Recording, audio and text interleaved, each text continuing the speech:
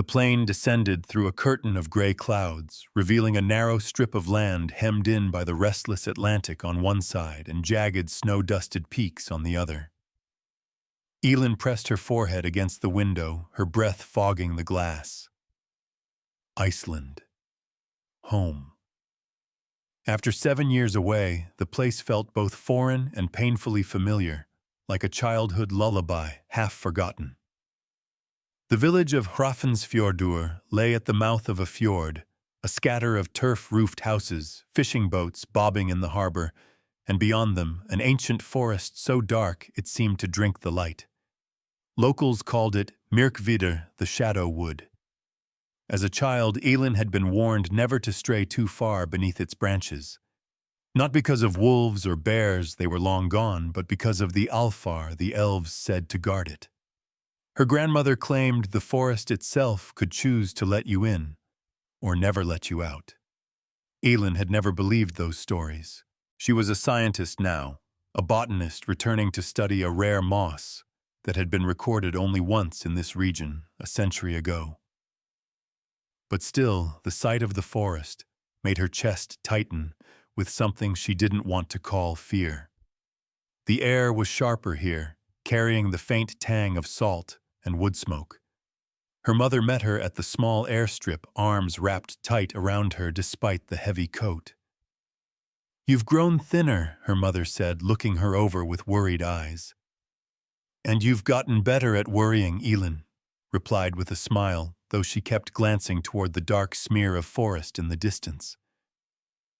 As they drove into the village, Elin noticed new scars on the landscape. Heavy machinery parked near the tree-lined tracks gouged into the earth. "What's going on out there?" she asked. Her mother's face hardened. "Brynjar's project. He says there's a rich mineral deposit beneath the forest. Promises jobs, wealth for the village. But it means cutting into Myrkvidr." Elin frowned. "People are letting him do it." "Not everyone," her mother said quietly.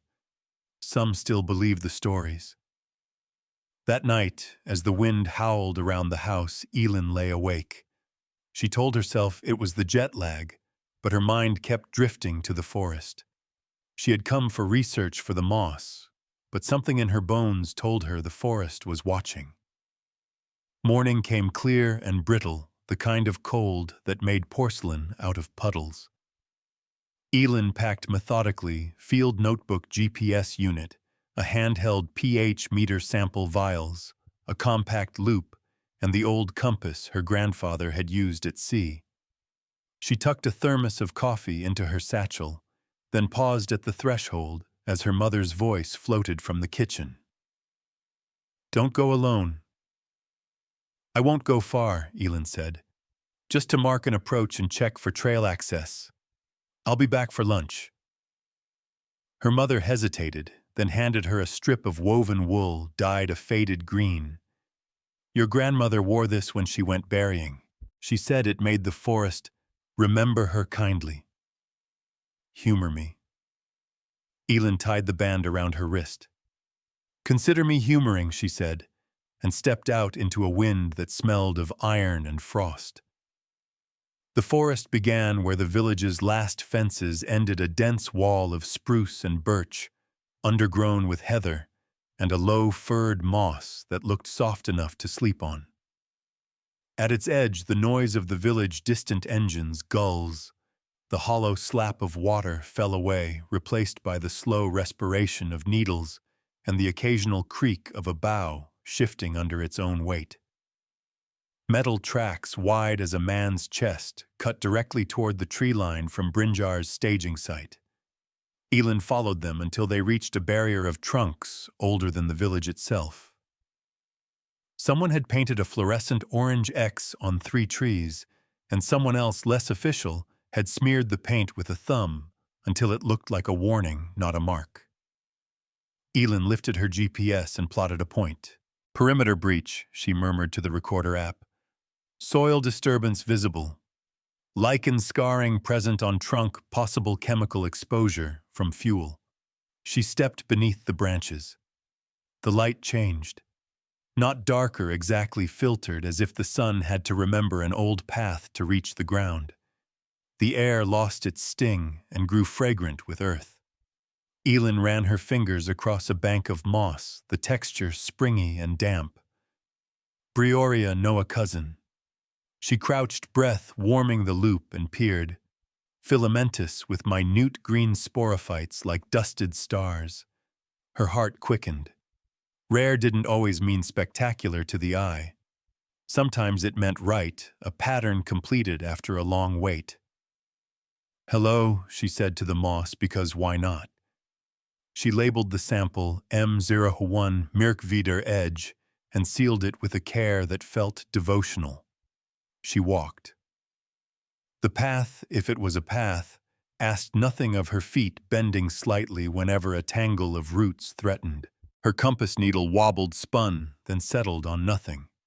The GPS winked and lost signal. Elin frowned and held the old compass up to her ear, the way her grandfather had, as if it could whisper. Branches shifted above her. The forest exhaled a colder breath. "You're not supposed to be here." The voice came from behind her, low and unhurried, as if it had been alive for a long time and expected to be alive for longer still. Elin spun, boots skidding. A man stood between two birches tall enough that his shoulders brushed their hanging catkins. Hair like pale metal pulled back at the nape. His clothes were nondescript from a distance, dark, close-fitting, but the nearer she looked, the less they resembled cloth, and the more they resembled bark and shadow woven together by a patient hand. His eyes were she couldn't fix on the color. Gray-green. Something of deep water under cloud. "Excuse me," Elin said, forcing her voice to be brisk. "Is this private land? I'm a botanist with a research permit." She held up the laminated card, as if bureaucracy could ward off phantoms. He didn't glance at it. He did glance at the wool on her wrist. His gaze softened by a degree she barely registered. "It will not help you find your way if you keep turning it into numbers," he said, nodding at the GPS and compass. "Not here. I've navigated alpine valleys in fog so thick you need to part it with your hands," Elin said. "I'll manage." "You think fog is fog," he said mildly. "That is your first mistake." Elin's breath condensed in a small laugh. "And who are you?" "The park ranger." "I didn't see a badge." "A steward," he said, "for as long as there has been anything here worth guarding." "My name is Kael." Something like a chill moved through her, but not the bad kind. "Elin," she said, "for as long as there have been women in my line to pass this band down." He watched the trees for a moment, as if listening to them argue. "Elin," he repeated, as if testing how the sound fitted into the forest's grammar. "You may walk where the forest remembers your grandmother kindly. Away from the metal tracks. Away from the ground that hums." "You mean the mining site?" "I mean the wound," he said. Elin steadied her shoulders. "Mines bring jobs. The village needs." He looked at her. Not hard. Not kind either. Simply present. "The village needs what will keep it alive when winter stays longer than it should," he said. "It thinks that is metal. It forgets it is breath." She had a dozen arguments ready about economics and sustainable practices and impact studies. Instead, she said, "I'm here for a moss." "You are here because you were always going to be," Kyle said. "Walk with me." He turned and moved through the trees without bending a twig. Elin hesitated only long enough to tell herself she would keep her distance. Then followed counting steps, marking peculiarities. Lichen shelf here, burrow there, like pins on a mental map. As long as she could retrace, she wasn't lost. "Do you all talk like that?" she said after a while. "In riddles." "We try to use as few words as possible," Kale said. "Words can bruise living things when they accumulate." Another pause. This way. They came to a stand of old birch around a slight rise in the ground. At its center, a stone as tall as Elin's shoulder leaned at an angle, its surface furred with velvet green. Kale touched the stone with his palm, and the green brightened, no shifted, as if the moss had angled itself to receive him. Elin's heart hit her ribs twice hard.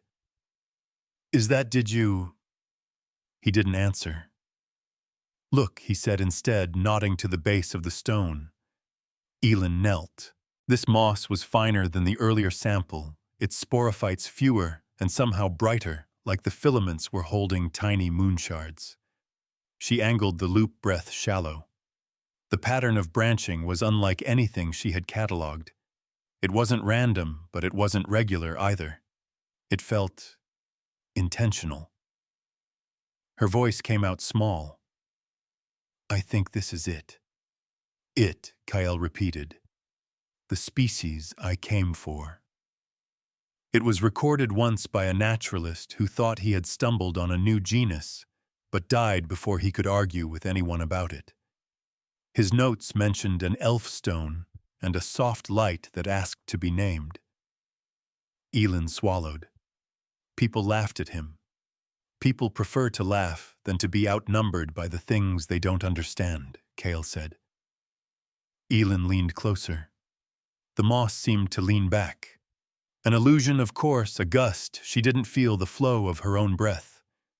But the loop showed minute changes she couldn't ignore, the way the sporophytes oriented themselves like tiny antennae. She labeled a new vial M02 stone, anomalous, and made herself close it with hands that wanted to shake.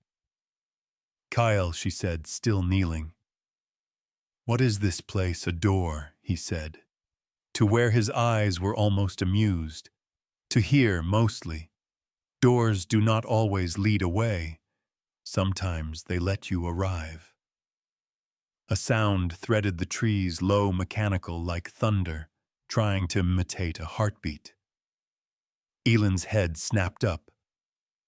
"Engines." Kale's face changed. "They've come closer." He lifted his hand from the stone. The green dimmed, and the forest seemed to exhale through its teeth. "You can't expect them to stop based on a feeling," Elin said too quickly. "Brynjar has permits. He has government backers. He has men who have been told they are too small to refuse," Kale said. "He has numbers, and he believes numbers will keep the cold out." Another vibration, stronger. Birds lifted from a spruce in a single heave. The ground under Elin's knee trembled and went still like a large animal, choosing not to wake. She stood carefully. "I should talk to him. I know Brynjar well, not know, but I went to school with his sister. Maybe I can get a pause, a site assessment." "You will get words," Kale said. "You will get meetings. The wound will deepen while you are being scheduled." "That is how things work," Elin snapped and then pulled the temper back. "I'm not a magician. I can't wave a wand at a boardroom." "You are not here to wave anything," Kale said, and for the first time there was a thread of iron in his tone. "You are here to see." He stepped to the edge of the birch circle and lifted his hand palm outward. The air between his fingers wavered, not much, a ripple like heat over a road, and then the ripple widened. Elin had the uneasy impression of depth where there shouldn't be any, as if the air had taken a breath inward. Beyond his hand, the trees thickened. The light cooled, and a faint glow like foxfire braided itself along a line of stones she hadn't noticed. The ripple settled. Nothing had changed. Everything had. Elin went perfectly still, as if any sudden movement would break the forest and spill its contents into some irrevocable place. "What did you do?" "Showed you a seam," Kale said. "Light collects there and stories. Some of yours. Some of ours." "Our..." She was aware of the wobble in her voice and hated it. "You already know," he said, and the gentleness was back. Your grandmother did not tie that band on for warmth. Elin looked at her wrist. The wool was warmer than it had a right to be. Not hot, comfortably body warm, as if it had been touched very recently by loving hands. Her mouth formed a question she didn't ask, because she knew the answer that her grandmother had believed in the forest, with the simple conviction that made belief into participation. The engine's growl swelled, then hovered. "They're not inside the trees," Elin said, trying to think like a scientist again, grabbing for nouns. "They're close, but there's an echo, as if something is diverting." "Calling them somewhere that feels like forward," Kale said. "There is a bend they do not see. You did that. The forest did that," he corrected, "while it still can." Elin stared at the seam of air. Rational narratives lined up and fell apart like dominoes on a slanted table. She reached out, slow, respectful, and the hairs along her forearm rose as her hand passed through the place where the ripple had been. It felt like cold silk dragging lightly over skin the way the ocean feels just before it admits a swimmer. She pulled her hand back. "Why me?" "Because you came with your eyes open, even if your mouth is full of numbers," Kale said. "Because someone who wore that green once asked us to look for you if you ever came home." Elin's throat closed. "My grandmother died 5 winters ago." "Winter is long," Kale said simply. "Longer than that."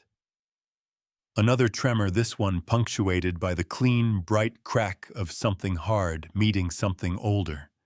Kale's gaze flicked toward the sound. "No more walking today," he said. "You will lose your way if you try to leave by the route you used." "That's not how routes work," Elin said, "because reflex is a kind of religion. They're reversible, not the living ones."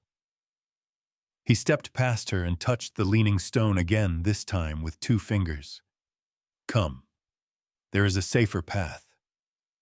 He led her along a curve that felt like a thought she had once and forgot, and the forest accepted her weight, as if it had been expecting the exact shape of her footfalls. They walked without speaking. Twice the path tried to misremember itself, and twice Kyle's hand lifted, steadying something Elin could not name. They reached the edge so suddenly, Elin had to catch herself on a post. The world rushed back in the raw hush of the fjord, a gull's insult, the far-off beep of a reversing loader. Her GPS blinked awake like a bored animal. The compass needle remembered north. Kyle stopped 2 paces inside the shade. Daylight made his edges harder to look at, as if grief and glare were cousins. "You should not return alone," he said. "I wasn't alone," she said, surprising herself. He considered that, then inclined his head in a very old-fashioned way.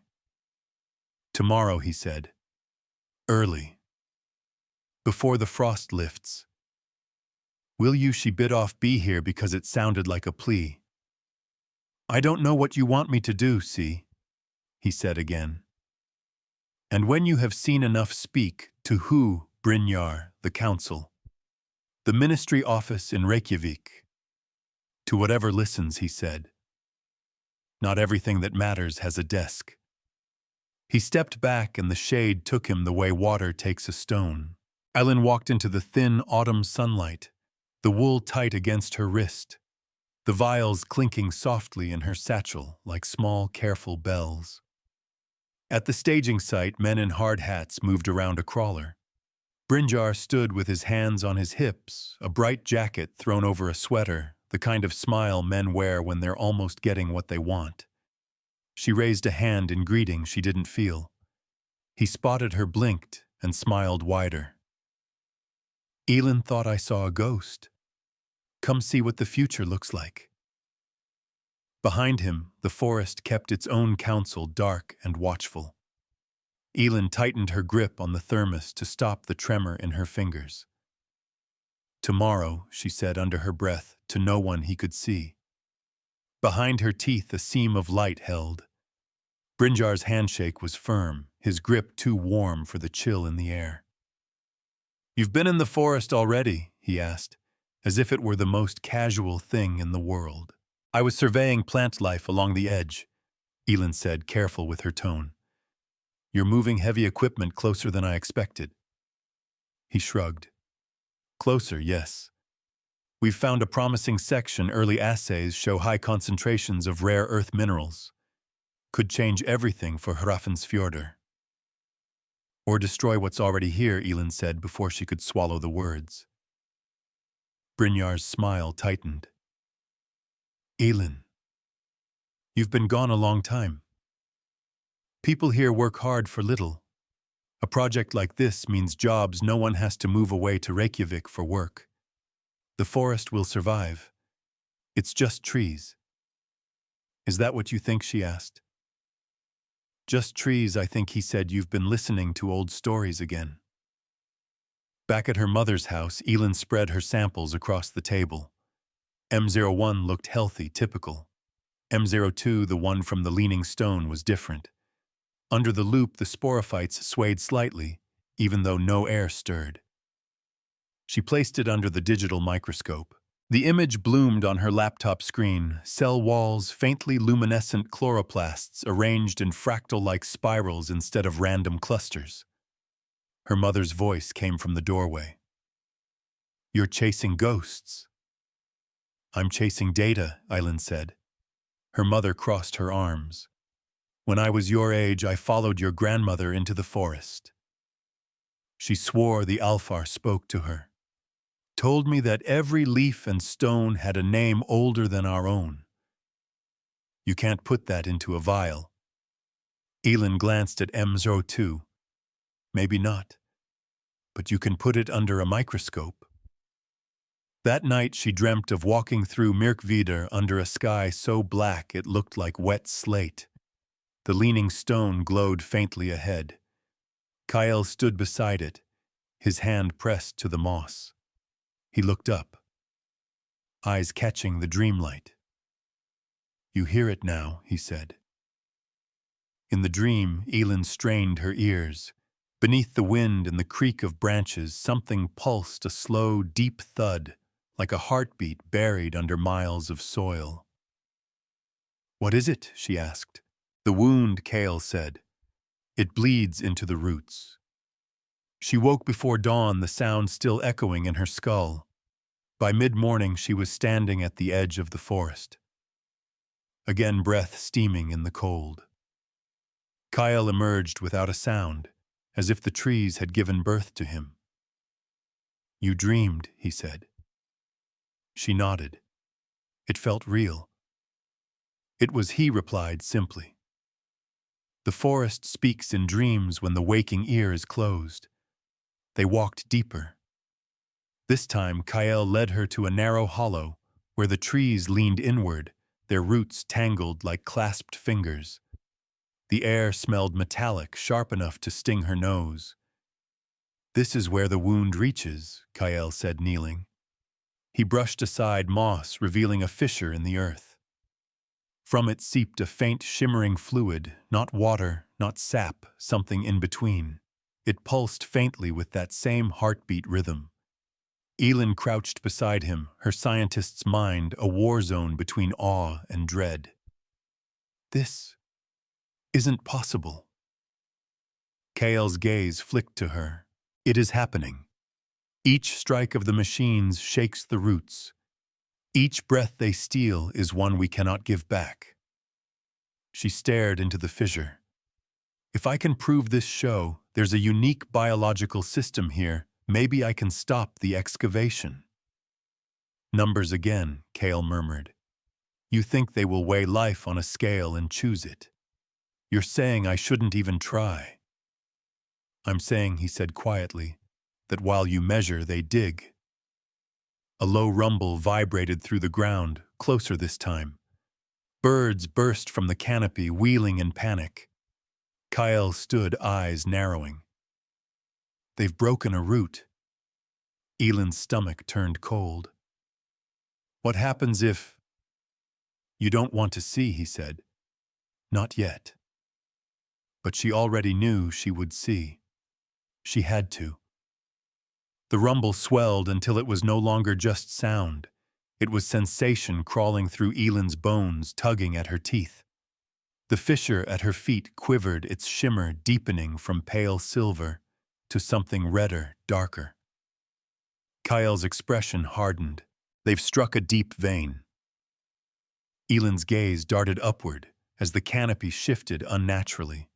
The birches overhead bowed as if pushed by invisible hands, their leaves hissing in a language she could almost understand. Then it came a noise unlike anything she'd heard, part groan, part roar, as if the earth itself objected.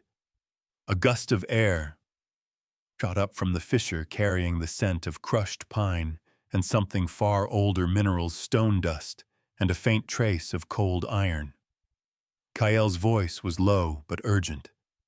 "We have to move. What's happening? The root system is connected to the heartwood.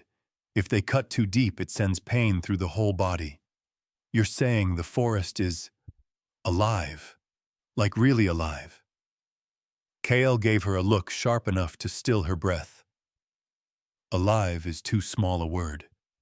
They ran, not in a panicked sprint, but in a measured, deliberate pace Kale seemed to know by instinct, weaving between trunks, as though following an invisible thread. The air thickened heavy as water, forcing Elin to work for every breath. Shadows shifted faster than the wind could explain, flickering in the corners of her vision. Tall, slender figures, their features blurring when she tried to focus. When they reached a small clearing, Kale raised his hand. "Watch." At the center, a young spruce stood, its trunk split cleanly down the middle. From the wound oozed the same luminous fluid as the fissure, dripping onto the moss below. Each drop made the ground recoil slightly, as though the earth didn't want to bear its weight. Elin stepped closer, her scientist's instincts screaming to document. "This is some kind of resin bioluminescent compounds, maybe. If I could sample it." Kale caught her wrist, not hard, but enough to stop her. His hand was cool, steady. "You do not take the blood of a living thing without asking." "It's a tree," she said, but the words sounded brittle in her mouth.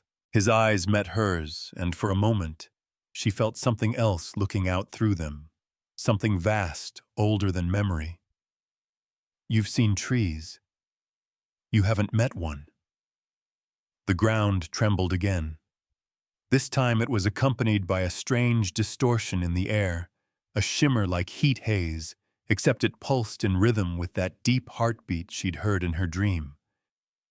Shapes began to emerge in the shimmer, antlered silhouettes, eyes like molten gold hair flowing as if underwater. They gathered silently around the wounded spruce, hands, no branches stretching toward it. When they touched the split, the resin's glow brightened briefly before dimming again. Elin's skin prickled. "What are they?" Kale's gaze didn't waver. "The ones who tend what you would let die." "They're—" She almost said elves, but the word felt clumsy, like a tourist trinket. "They're real." "They always were," Kyle said. A harsh metallic clank echoed through the forest machinery, forcing its way past the edge. The figures in the shimmer lifted their heads as one, their golden eyes flashing brighter, and in that moment, Elin felt a tide of anger so raw it made her teeth ache. Kale stepped between her and the clearing. "You should go, no." The word surprised her as much as him. "If I leave now, they'll keep digging. I need proof, something undeniable." "You already have it," Kale said. "What you lack is belief." Her pulse thundered. "Then show me more." Kale studied her for a long moment, the forest's heartbeat thrumming between them. Finally, he nodded once. "Very well. But what you see cannot be unseen." "I'm not afraid," she lied. "You should be," he said softly. He turned and led her deeper into the shadows, where the air thickened again, and the sound of the machines faded, not because they'd stopped, but because the forest had begun to drown them out with its own voice. It was a voice that wasn't sound at all, yet filled her head. The wound grows. The roots remember. The choice will come. Elin stumbled, her vision swimming. Kyle, did you... That he said was not me. They stopped before a vast trunk so wide it seemed to hold up the sky. Its bark shimmered faintly in spirals, and in the patterns, Elin thought she saw maps, fjords, rivers, even the outline of the village. At its base, the earth rose in a gentle mound, and at its center was a hollow that breathed a cool, steady rhythm. This, Kale said, is the heartwood. Elin stood frozen before the massive trunk, the cool breath from its hollow, carrying a scent she couldn't place. Pine and rain, yes, but also something electric like the air before a storm. Kale touched the edge of the opening. You may enter if it allows you. How will I know? She asked. You'll know, he said, and stepped aside. Elin hesitated, then placed her palm against the bark. It was warmer than she expected, the surface subtly flexing under her touch. A slow vibration pulsed into her skin, up her arm, settling in her chest like a second heartbeat. The hollow widened, not physically, but in the way her perception shifted, as if the space had been there all along, and she'd simply learned how to see it. She stepped inside. The interior wasn't dark. Light poured down in soft columns, not from an opening above, but from the walls themselves, rings of age, glowing faintly, each pulse carrying a note in a soundless chord. Threads of luminous resin ran like rivers through the wood, weaving into a pattern that seemed alive, adjusting itself as she moved. In the center lay a pool, shallow and perfectly still, its surface reflecting not the ceiling, but a night sky scattered with impossible constellations. Elin knelt, drawn as if by gravity. What is this? She whispered. Kyle's voice was quiet behind her. Memory. The forest keeps it here. Every root, every leaf, every life it has sheltered. She dipped her fingers into the pool. Instead of water, it felt like cool silk sliding through her skin. Images flared in her mind, snow falling over the fjord 100 winters ago, children weaving flower garlands under a summer sun, a storm tearing the coast, but leaving the trees untouched. Then the images changed. She saw men with axes, then chainsaws, then machines with jaws of steel tearing through green. The pool trembled and she pulled her hand back. That's the wound, she said. Kale nodded. And it is growing faster than the heartwood can heal. She turned to him. Why show me this? Why not show everyone? Some would see only beauty to be mined or magic to be caged, Kale said. Others would see nothing at all. Brynjar wouldn't believe a word of this, Elin admitted. But maybe the ministry, maybe if I bring them here you... Cannot bring them, Kale interrupted gently. The heartwood chooses who enters. To lead them here would be to waste what little time remains. Frustration tightened her chest. Then what am I supposed to do? I'm one person. Kyle stepped closer, and the glow of the resin caught in his hair, turning silver into starlight. One person can carry a seed.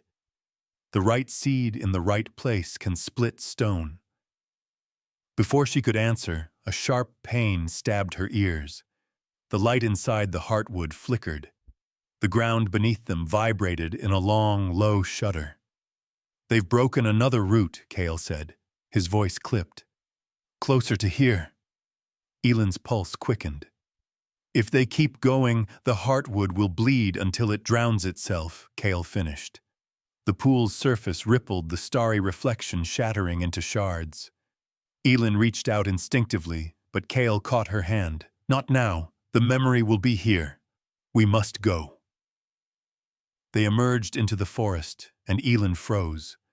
A thin mist had settled among the trees, but it wasn't ordinary fog. It moved with intent, curling toward the direction of the excavation site. In its folds, she caught glimpses of figures, tall, antlered, watchful.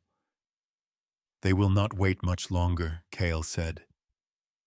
For what? For the forest to choose whether to defend itself or let itself fall silent. Elin stared at him. You're saying the forest could fight back? Kyle's eyes, dark and unblinking, held hers. It already is. The mist thickened as they moved, swallowing sound until the only noise was the crunch of Elin's boots on damp earth. Kale walked ahead, his movements so fluid they barely disturbed the moss. Where are we going? She asked. To the edge, he said. You need to see what they are doing now. When they reached the tree line, the sight punched the air from her lungs. Excavators the size of houses chewed at the ground, their steel jaws biting through roots thick as her arm. Diesel fumes drifted into the forest, clinging to the leaves. The soil was raw, ripped open, bleeding streaks of that luminous resin, which the workers didn't seem to notice. Brynjar stood nearby, speaking to a foreman over the noise. His bright jacket made him a flare of human color against the grays and greens. Elin felt her throat tighten. They're inside the boundary, she said. Kale's jaw tensed. The boundary was theirs to respect, not ours to enforce. Now the choice falls to the heartwood. She turned to him sharply. What does that mean? It means the forest will either close itself, turning this place into a maze no human can cross, or it will strike. And striking means roots through machines, stone through bodies, cold that will not lift. His gaze didn't waver. If it decides on this path, there will be no undoing it. Elin swallowed.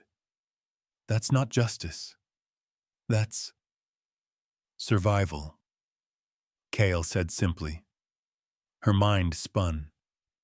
She could go to Brynjar, demand a halt, show him her samples, and hope it was enough. Or she could stand aside and let the forest act, knowing the cost in human lives. You think I can stop him? She asked. I think Kale said that the forest trusted you enough to bring you here. That is not a small thing. She took a step toward the clearing. I'll talk to him. Kyle caught her arm. His touch was cool, but the weight of it stopped her like a wall. If you go, do not speak like a scientist. Speak like someone who has seen the wound. Elin met his eyes. And if he laughs, then you will know, Kyle said, which world you belong to. She crossed the churned earth, her boots sinking into mud. Brynjar spotted her and raised a hand, smiling as if nothing between them was urgent. Elin. Twice in 1 week must be my lucky season. She didn't return the smile. You need to stop, now. His brows lifted. Straight to the point. I admire that. But you know I can't. This is too far along. You're killing it, she said. Brynjar chuckled, shaking his head. It's a forest. Forests grow back. Not this one. The words came out sharper than she intended. This one remembers. And if you keep cutting it, we'll remember you. He laughed again, but it was shorter this time. You've been listening to your grandmother's stories again. Come on, Elin, don't let superstition get in the way of progress. It's not superstition, she said. It's survival. For all of us. His expression cooled. I have investors flying in next week. The first shipment goes out before winter. I'm not stopping for fairy tales. Behind her in the mist, the forest seemed to lean closer. She felt Kale watching, waiting for her answer, not to Brynjar, but to the choice itself. Brynjar turned back to the foreman, signaling with 2 fingers. The excavator's engine roared higher, its massive arms swinging toward the next cluster of roots. Brynjar Elin stepped forward, mud sucking at her boots. If you do this, there's no turning back. He didn't even look at her. There's always turning back. You just plant more trees. Something in the air shifted. The mist along the forest edge thickened, curling low to the ground. The workers began to glance over their shoulders, their conversations faltering. Kale's voice came from behind her, calm but edged. It's begun. The excavator's bucket came down only to stop with a violent jolt. The operator swore and yanked the controls, but the arm didn't move.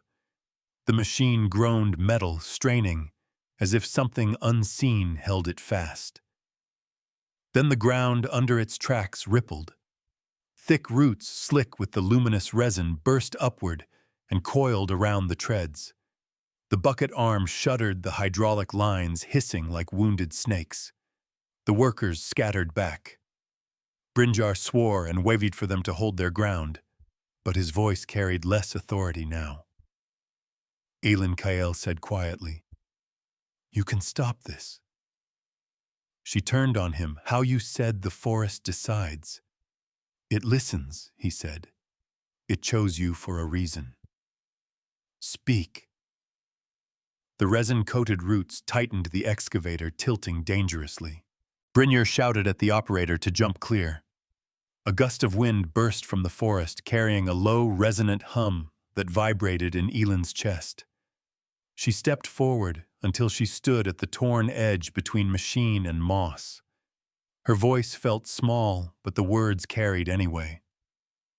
"Please." The hum deepened like a question. "I've seen the wound," she said. "I know what's at stake. But if you strike now, people will die. That's not the way." The mist curled around her ankles, cool and deliberate. Somewhere beyond the trees, antlered silhouettes Wampa shifted their golden eyes, watching. "I will stop them," she said, forcing the words out. "Give me until sunrise tomorrow. If I fail, do what you must." The hum faded to a low murmur. The roots loosened their grip on the excavator, withdrawing slowly into the earth. The machine sagged back onto its tracks, hissing in relief. Brinjar stared at her as if she'd just performed some impossible trick. "What the hell did you just do?" Elin's pulse was still hammering. "I bought you a day. Don't waste it." Kale's presence was suddenly beside her, his voice low so only she could hear. "The forest will wait." For now," she echoed. She knew this was no reprieve, it was a deadline. And by the next dawn, she'd have to convince a man who valued numbers over roots that the ground he stood on was alive and watching. The machines sat silent at the edge of the clearing, their hulking shapes shadowed in the mist. Workers lingered in uneasy clusters, smoking, muttering, glancing toward the tree line as though expecting it to move again. Brinjar motioned for Elin to follow him toward his site office, a prefab structure parked on a patch of gravel. Inside, the air smelled faintly of coffee and diesel. "You've got my attention," he said, shutting the door. "Now explain what just happened out there." Elin stayed standing. "You crossed a line the forest won't tolerate. I convinced it to give you until sunrise tomorrow." He gave a short laugh, but his eyes flicked toward the window. "You make it sound like the trees signed a treaty." "Brinjar, I'm not joking. You saw the roots. You felt the ground move. That was water pressure, shifting soil. It wasn't." She leaned forward. "If you keep going, people will get hurt. I'm asking you one day. Pause the work. Let me show you something that will change your mind." His jaw tightened. "I have investors arriving in a week.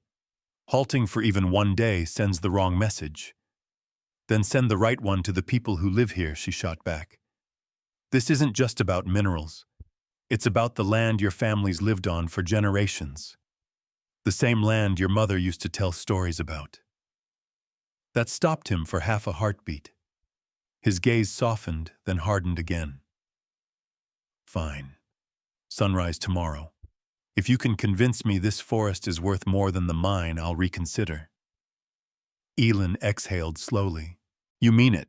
I mean, he said if you can make me believe in fairy tales, I'll be impressed enough to lose some money. That night back at her mother's house, Aylin found Kael waiting in the shadows of the porch. You have until sunrise, he said. I know. What will you show him? She hesitated. The heartwood. Kael shook his head. It will not open for him. Then I'll find another way. She stepped closer, lowering her voice. Could you make the forest show him something?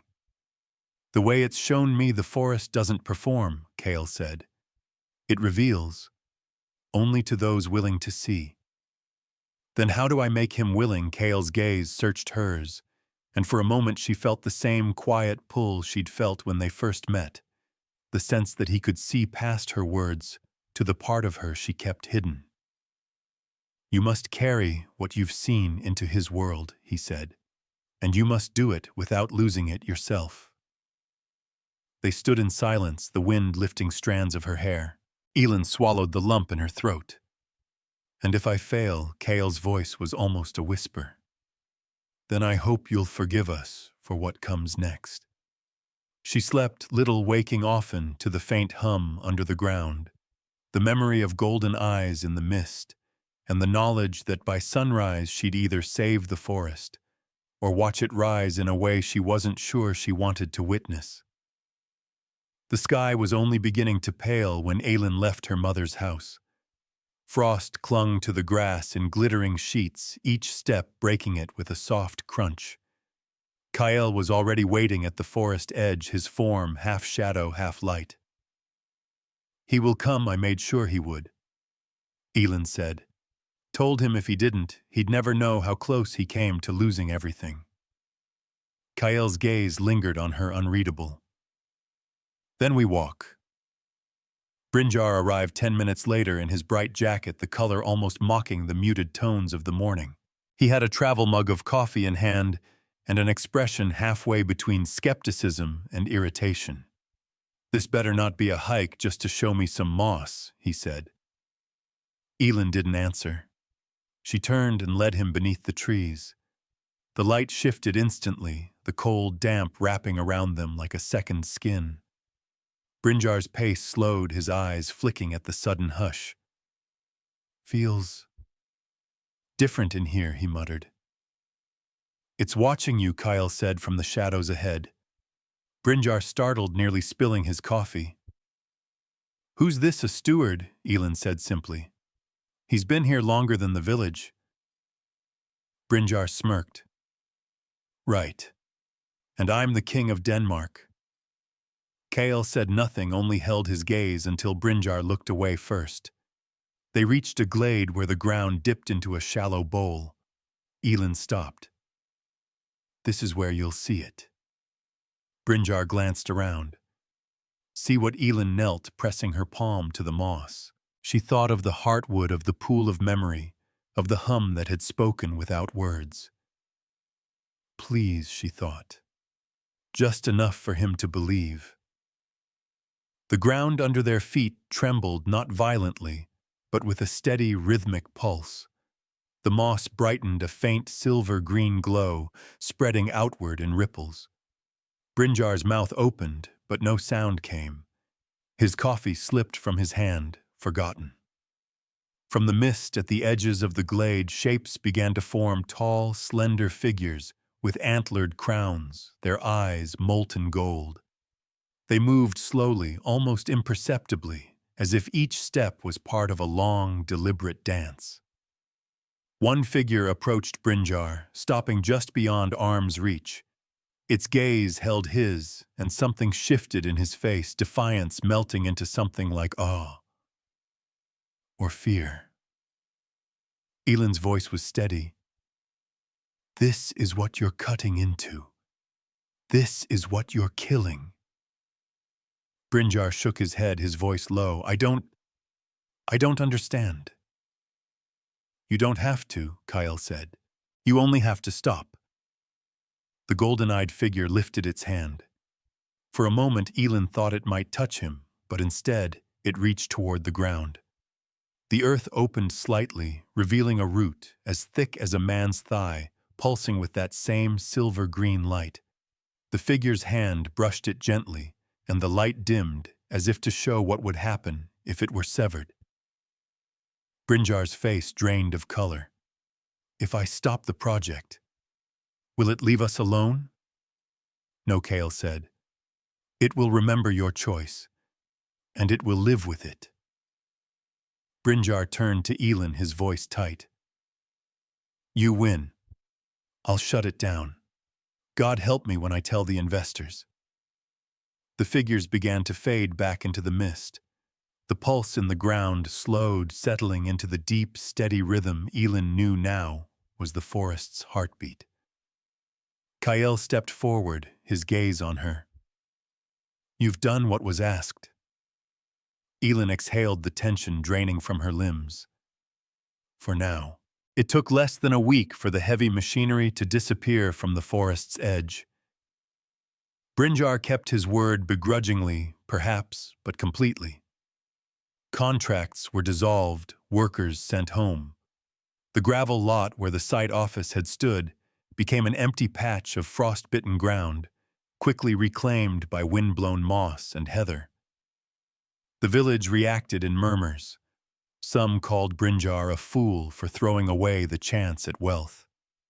Others whispered about strange dreams that had haunted them the night the machines stopped, dreams of antlered shapes watching from the mist. Elin kept quiet.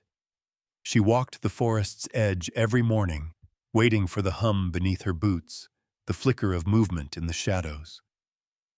One afternoon, she found Kael leaning against the leaning stone, his hand resting lightly on its moss-covered surface. It's quieter now, she said. For a time he agreed. But the world is not done pressing in. It never is. Elin stepped closer. Then I'll be here. I can't stop every wound, but I can keep watch. Kael's eyes held hers, the faintest smile touching his lips. You carry the forest with you now. Even if you leave, it will know where you walk. She didn't know what to say to that. Instead, she reached out, letting her fingers brush his cool, steady grounding. Will I see you again? She asked. His smile deepened, though it was tinged with something almost like sorrow. When the forest needs you, or when you need it. The mist began to gather at his feet, curling upward, until it cloaked him completely. When it thinned, he was gone, leaving only the faint warmth of the wool band around her wrist and the steady beat of the forest in her chest. That evening, Aylin walked back to the village along the fjord road.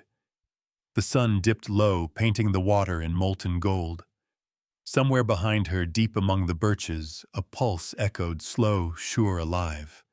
The forest remembered, and so would she.